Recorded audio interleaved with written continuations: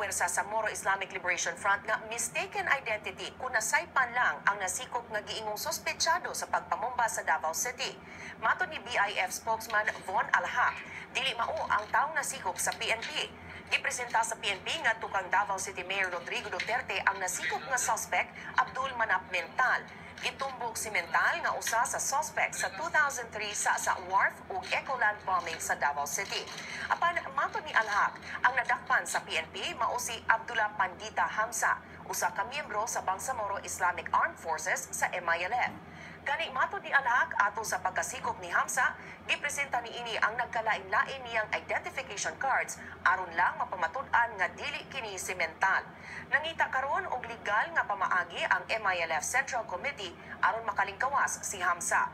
Gihimakaksab sa BIAF nga sakop sa MILF si Abdul Manap Mental.